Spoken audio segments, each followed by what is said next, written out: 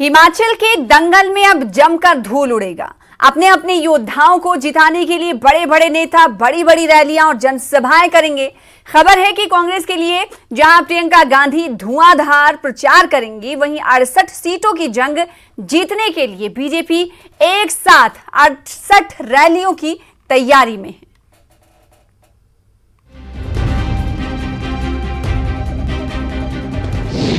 हिमाचल चुनाव में बनेगा रैलियों का रिकॉर्ड। एक दिन में 68 रैली की तैयारी में बीजेपी। प्रियंका गांधी करेंगी धुआंधार प्रचार।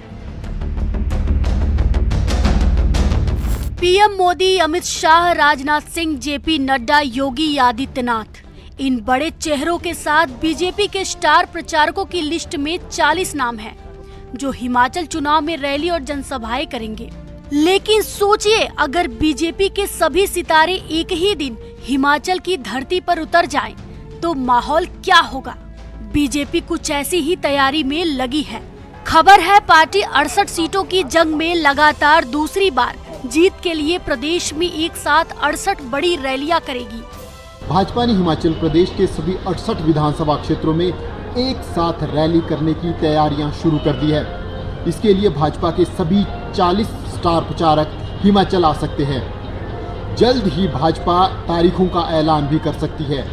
ऐसे में हिमाचल की दृष्टि से एक बड़ा चुनावी स्ट्रोक माना जा रहा है। अब देखना ये होगा कि भाजपा तारीखों का ऐलान कब करती है, जब प्रधानमंत्री नरेंद्र मोदी सहित सभी स्टार प्रचारक एक ही दिन हिमाचल के सभी विधानसभा क्षेत्रों में गरजेंगे। सितारों की जमात में पीएम मोदी बीजेपी के सबसे बड़े स्टार हैं, जो अब तक कुल्लू, बिलासपुर, धर्मशाला, चंबा और ऊना में रैली और जनसभाएं कर चुके हैं। वहीं अब खबर है कि पीएम मोदी सभी 68 सीटों को कवर करने के लिए प्रदेश की चारों लोकसभा क्षेत्र में एक रैली करेंगे। खबर के मुताबिक पीएम मोदी 5 नवंबर और 9 नवंबर को दो रैलियां करेंगे। 5 नवंबर को सोलन और सुंदरनगर में रैली करेंगे। 9 नवंबर को हमीरपुर और शाहपुर में रैली करेंगे। वहीं सोलन में परिवर्तन प्रतिज्ञा रैली कर चुकी प्रियंका गांधी 31 अक्टूबर से 10 नवंबर तक कांग्रेस के लिए धुआंधार प्रचार करेंगी। 11 दिन में प्रियंका के 9 रोड और रैलियों का कार्यक्रम है। 31 अक्टूबर कुल्लू में रोड शो और मंडी में रैली करेंगी प्रियंका। 3 नवंबर नगरोटा में रोड शो और चंबा में रैली करेंगी प्रियंका। 7 नवंबर हमीरपुर में रोड शो और ऊना में रैली करेंगी प्रियंका। 10 नवंबर शिमला में रोड शो और नाहन में रैली करेंगी प्रियंका। श्रीमती प्रियंका गांधी जी ने सोलन से जो है चुनाव का आगाज कर दिया था। अभी उनकी पूरे हिमाचल में 4 रैलियां और 4 रोड शो जो है प्रस्तावित है। 31 तारीख को श्रीमती प्रियंका गांधी जी कुल्लू में सुबह जो है वो रोड शो करेगी और शाम को मंडी में जो है रैली का जो है आयोजन किया गया है। और 3 तारीख को नगरोटा में है और शाम को जो है चंबा में उनकी रैली का प्रोग्राम है। और 7 तारीख को हमीरपुर में है और शाम को ऊना में है। और उसी तरह 10 तारीख को सुबह शिमला में जो है रोड शो किया जाएगा और शाम को जो है नाहन में जो है रैली का आयोजन किया गया है। यानी नेताओं के तूफानी दौरे से जहां अगले कुछ दिन तक हिमाचल के दंगल में खूब धूल उड़ेंगे, तो आश्वासन और वादों की बरसात भी होगी। न्यूज 18 शिमला के लिए राजेंद्र कुमार के साथ रणबीर सिंह की रिपोर्ट।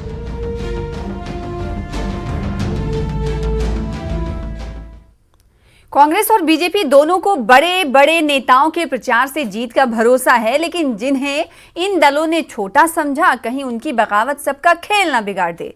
दोनों पार्टियों के 10 से 15 बागी निर्दलीय मैदान में उतर चुके हैं, जिन्हें हर हाल में 29 तारीख तक मनाने की मुहिम भी शुरू हो चुकी है। लेकिन क्या ऐसा हो पाएगा? अगर नहीं हुआ तो क्या? बागी बिगाड़ेंगे कांग्रेस बीजेपी का खेल। मिशन बागी में जुटे 2 दलों के दिग्गज। 29 अक्टूबर तक कितने बागी मानेंगे? कांग्रेस ने रामपुर से नंदलाल को उम्मीदवार बनाया तो विशेश्वर लाल बागी हो गए। चौपाल में रजनीश किमटा को टिकट दिया तो सुभाष मंगलेट निर्दलीय उतर गए। सुलह में जगदीश सिपहिया पर भरोसा जताया तो जगजीवन पाल ने बगावत कर दी। ठियोग में तो कांग्रेस उम्मीदवार कुलदीप राठौर के सामने पार्टी के दो बागी विजयपाल खाची इंदु वर्मा ने निर्दलीय ताल ठोक दी है। अर्की में कांग्रेस उम्मीदवार संजय अवस्थी को कांग्रेस के ही बागी राजन ठाकुर चुनौती दे रहे हैं। पच्छाद में दयाल प्यारी के लिए बागी गंगू राम मुसाफिर मुसीबत बन गए हैं। चिंतपूर्णी में सुदर्शन सिंह बबलू के खिलाफ बागी होकर कुलदीप कुमार भी निर्दलीय उतर गए हैं। झंडुता में विवेक कुमार कांग्रेस के उम्मीदवार बने तो बीरू राम बागी हो गए। वही आनी सीट पर बंसीलाल के खिलाफ पार्टी नेता परसराम ने भी निर्दलीय नामांकन कर दिया है। इन बागियों के निर्दलीय मैदान में उतरने से कांग्रेस को सत्ता के सपने पर ग्रहण दिखाई देने लगा है। लिहाजा प्रतिभा सिंह से लेकर सुखविंदर सुक्खू और मुकेश अग्निहोत्री तक लगातार बागियों को मनाने में जुटे हैं। पार्टी नेता अनीस अहमद को विशेष जिम्मेदारी दी गई है कि किसी तरह हर बागी को 29 तारीख तक मना लिया जाए। हमारे कुछ लोग जो है जिन्होंने आज़ाद उम्मीदवार के तौर पे जो है वो अपना नामांकन पर भरा है, वो ठीक है, वो थोड़ी शॉर्ट उसमें जो है लोगों को अपनी थोड़ी नाराज़गी जो होती है, लेकिन कांग्रेस पार्टी ने जो है वो डैमेज कंट्रोल के लिए अपनी टीम को जो है तैयार किया है, जिसमें हमारे शीर्ष नेतृत्व से भी लोग हैं और लोकल लेवल के ऊपर भी जो है लोगों को जो है उसमें जोड़ा गया है और सबसे बातचीत चल रही है। और हम पूरी उम्मीद करते हैं कि 29 तारीख को जो है हमारे मैक्सिमम जितने भी कांग्रेस पार्टी के आज़ाद प्रत्याशी के तौर पर जो हमारे लोग खड़े हैं उनको जो है बिठा दिया जाएगा। सर, कौन कौन प्रमुख लोग हैं जो डैमेज कंट्रोल में लगाया है पार्टी ने? देखिए, दिल्ली से हमारे अनीस अहमद जी आए हैं और बाकी हमारे स्टेट से जो है सभी हमारे जो सीनियर लीडर्स हैं, जिसमें हमारी प्रदेश अध्यक्षा हैं, हमारे प्रचार समिति के अध्यक्ष हैं, सुक्खू जी हैं, हमारे CLP लीडर हैं, मुकेश अग्निहोत्री जी हैं और बाकी हमारे सीनियर लीडर्स हैं। वो जहाँ जहाँ जिसका भी जो है वो संपर्क है, जहाँ जो जिससे बात कर सकता है, वो सबको जो है उनको कॉन्फिडेंस में लेकर जो है बातचीत चल रही है। बीजेपी के भी कई बागी निर्दलीय मैदान में उतरकर पार्टी के लिए परेशानी का सबब बन चुके हैं। किन्नौर में तेजवंत सिंह नेगी, आनी में बीजेपी नेता किशोरी लाल, बंजार में हितेश्वर सिंह, कुल्लू सदर सीट से राम सिंह आजाद, धर्मशाला से विपिन नहरिया, देहरा में होशियार सिंह, बिलासपुर में सुभाष शर्मा, नालागढ़ में KL ठाकुर, भरमौर से जियालाल आजाद और चंबा से बागी हुई इंदिरा कपूर ने निर्दलीय नामांकन कर बीजेपी को मुसीबत में डाल दिया है। ये बागी बीजेपी के मिशन रिपीट के सपने को चकनाचूर कर सकते हैं, लेकिन बीजेपी का दावा है कि नामांकन वापस लेने तक हमारे सभी बागी मान जाएंगे। कांग्रेस अपना सोचे। तो कांग्रेस जो है वो रेत की एक दहलीज की तरह बिखर चुकी है। ना उनका कोई दिशा है, ना दशा है, ना नेतृत्व है। अब वो हमारा फैसला करेंगे।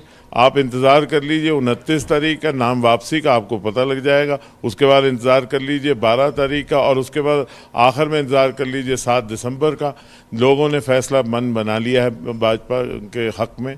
लोगों ने, हिमाचल के लोगों ने रिवाज बदलने का फैसला बना दिया है और मैं आपको बता दूं बड़ी जिम्मेवारी से कि आने वाले चुनाव में दोबारा भाजपा की यहाँ सरकार बनेगी और पूर्ण बहुमत से।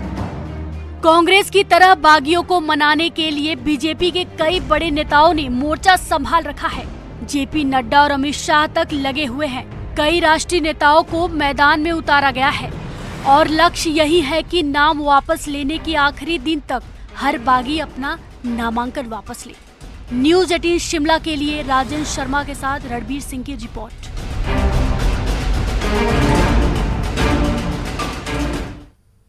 क्या कांग्रेस नेताओं का बयान चुनाव में पार्टी को भारी पड़ सकता है? सीएम जयराम ठाकुर का तो यही कहना है। असल में कांग्रेस नेता कौल सिंह ठाकुर और मुकेश अग्निहोत्री ने बीजेपी पर हमला करते हुए सीएम जयराम ठाकुर को लेकर कुछ ज्यादा ही बोल दिया, जिस पर सीएम ने कहा कि कांग्रेस को तबाह करने के लिए उसके नेताओं के बयान ही काफी हैं।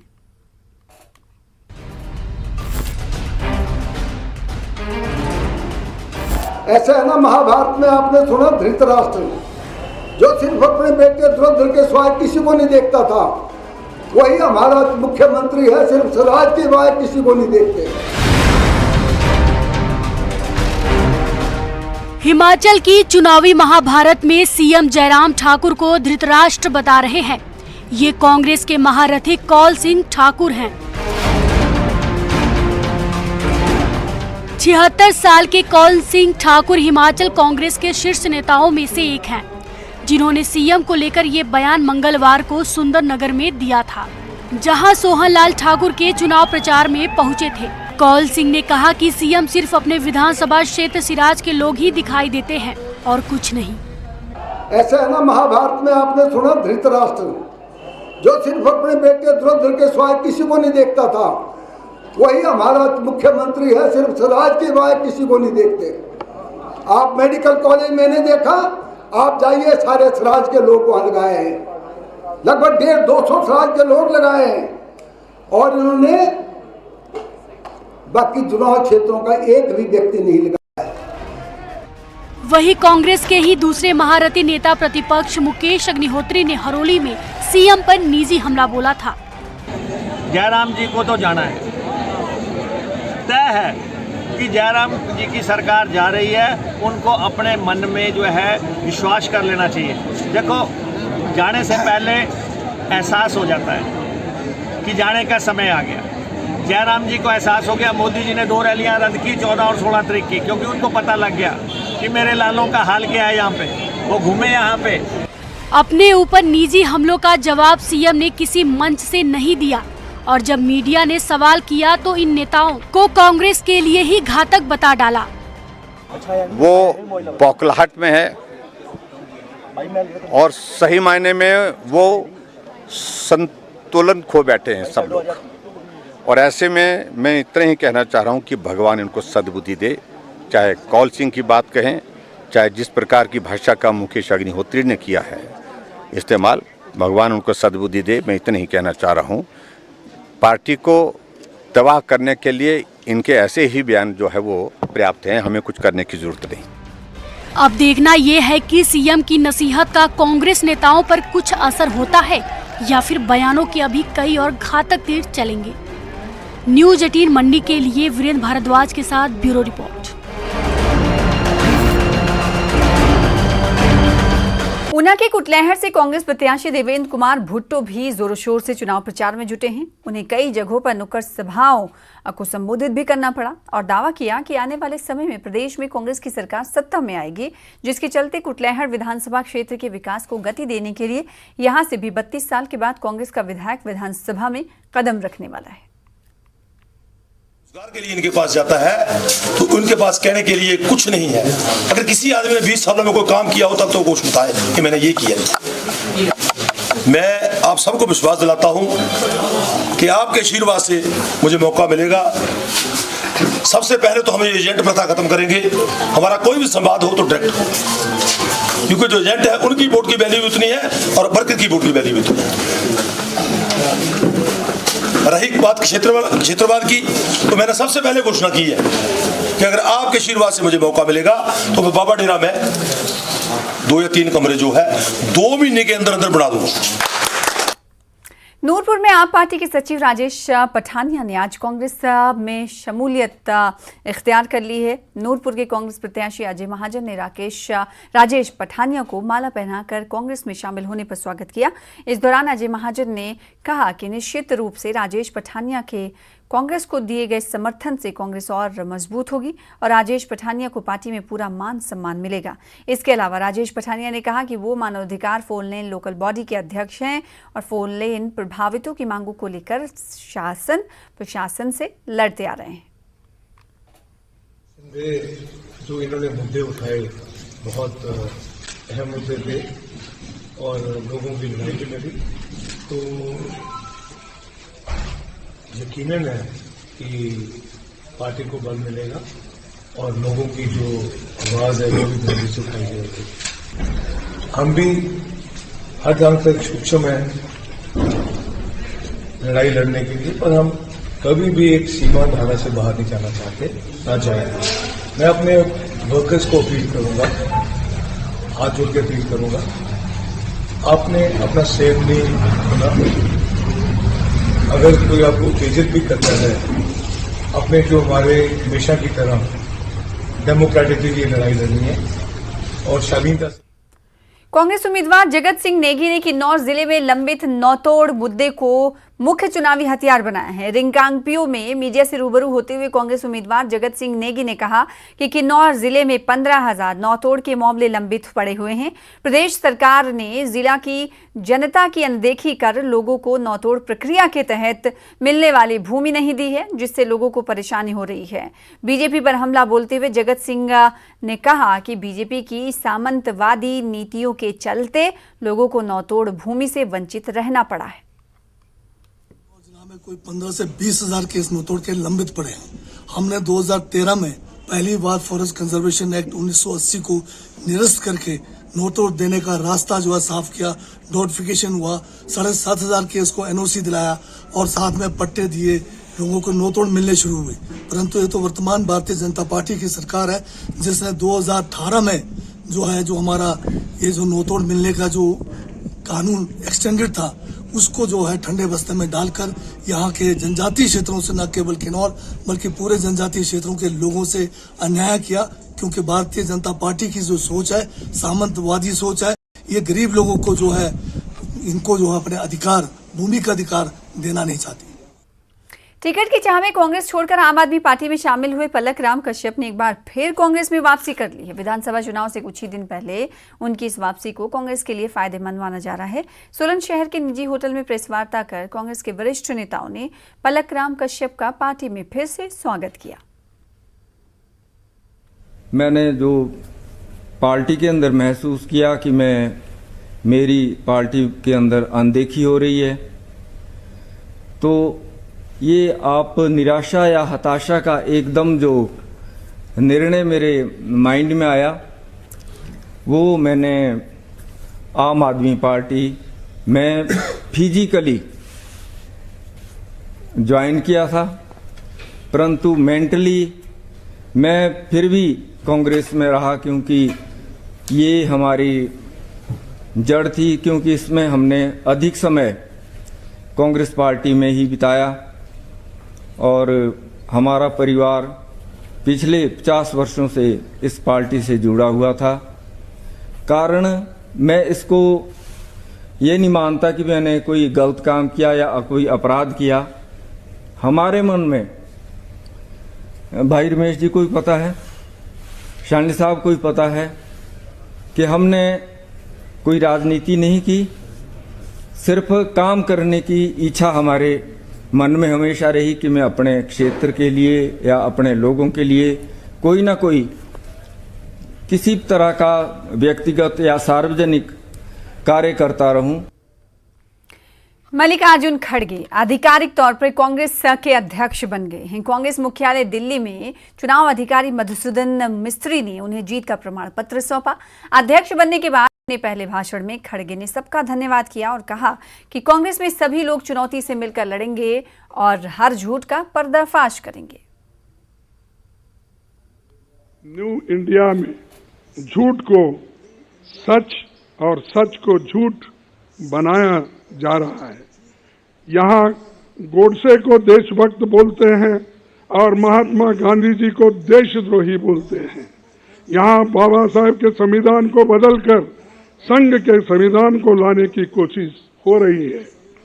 इसी न्यू इंडिया को बनाने के लिए वो कांग्रेस मुक्त भारत चाहते हैं, क्योंकि कांग्रेस के रहते ऐसा हो नहीं सकता, ऐसा हम होने नहीं देंगे और इसको लड़ते रहेंगे। आज मैं खासकर इस मौके पर हमारी पार्टी के नए चुने गए 9,000 से भी ज्यादा डेलीगेट्स, पीसीसी डेलीगेट्स को बहुत बधाई देता हूं।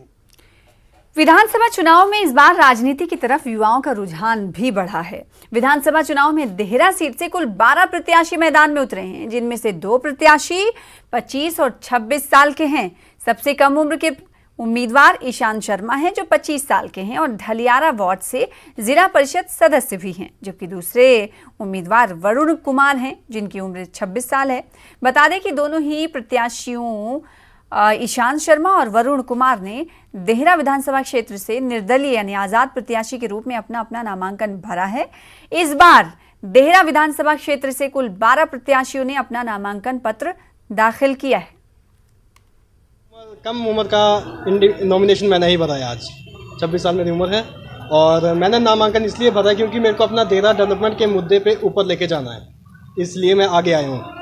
क्या मुद्दे रहेंगे आपके खिलाफ? देखिए, स्वास्थ्य शिक्षा जो मुद्दा सबसे इम्पोर्टेंट है। जैसे अभी हम देहरा तहसील में खड़े हैं तो यहाँ पे सभी को पता है, देहरा वासियों को, कि यहाँ पे जो स्कूल कॉलेज की क्लासेज यहाँ पे पाठशाला में लग रही हैं, तो उसके लिए भी हमने सरकार से मांग रखी हुई थी और उसका भूमि निरीक्षण सरकार ने करवाया हुआ है। और दूसरी सबसे बड़ी प्राथमिकता ये रहती है कि हमारा जो स्वास्थ्य का हाल है, क्योंकि स्वास्थ्य के लिहाज से हमें हमारी जनता को, जितनी भी पंचायतें हैं, पूरी पंचायतों को या तो पंजाब जाना पड़ता है या तो कांगड़ा जाना पड़ता है, तो उसके लिहाज से भी बहुत सी चीज़ें देखने के लिए। अब युवा क्या लग रहा है आपको, युवा आपके साथ चलेंगे, लोग आपके साथ चलेंगे? देखिए, युवाओं के जोश ने मुझे यहाँ तक पहुँचा के रखा है आज, क्योंकि मैंने कभी सोचा नहीं था, ना तो मैं बाढ़ पहुँचता, ना मैं कोई प्रधान था।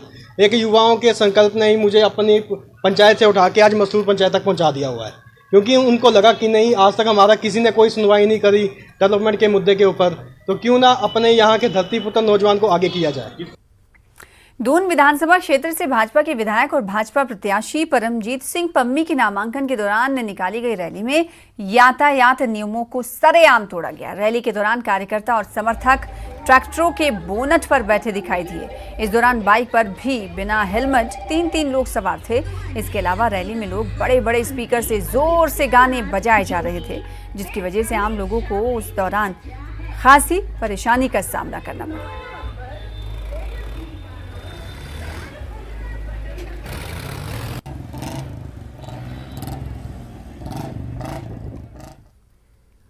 नादौन विधानसभा क्षेत्र से आम आदमी पार्टी उम्मीदवार शैंकी ठुकराल ने बीजेपी और कांग्रेस पर हमला बोला है। ठुकराल ने कहा कि दोनों पार्टियों से लोग तंग आ चुके हैं और अब यहां आप ही विकल्प है। दोनों पार्टियों पर ठुकराल ने विकास कार्यों की अनदेखी का आरोप लगाया है। नादौन विधानसभा क्षेत्र से आम आदमी पार्टी के उम्मीदवार शैंकी ठुकराल हमारे साथ मौजूद हैं। आइए इनसे बातचीत करते हैं। शैंकी जी, बताएंगे, आपने नॉमिनेशन प्रक्रिया पूरी कर ली है, किस तरह का रुझान लोगों में देखने को मिला है? पहले तो आपका बहुत बहुत स्वागत। और जैसे जो रुझान हम लोगों के बीच में देख पा रहे हैं, मैंने पहले भी कहा था कि जब हम लोगों के बीच में जा रहे थे तो लोगों का बहुत ही अच्छा रिस्पांस था। और मैं आपको ये भी बता देना चाहता हूं कि 70% हमने जो है पूरी नादौन विधानसभा को डोर टू डोर में कवर किया है, लोगों से मिले हैं, उनका रिस्पांस देखा है, तो बहुत ही अच्छा रिस्पांस था। और आज जब हमने नॉमिनेशन फाइल किया तो उसके बाद तो अब मतलब 100% गारंटी है कि यहाँ पर आम आदमी पार्टी की जीत होगी। अगला स्टेप क्या रहेगा? जो क्षेत्र भी आप टच नहीं कर पाए हैं, कैसे लोगों तक पहुंचने की योजना है? देखिए, हमारी पूरी रणनीति बन चुकी है और हम लोगों तक पहुंचेंगे, अपनी टीमें बना चुके हैं और मेरी पूरी कोशिश भी यही रहेगी कि मैं हर पंचायत में जाके, हर घर में जाके लोगों से मिलूं और मेरी यही पूरी कोशिश है। शैंकी जी, क्या माने जो स्टार प्रचारक हैं आम आदमी पार्टी के, वो भी नादौन विधानसभा क्षेत्र में पहुंचेंगे क्या?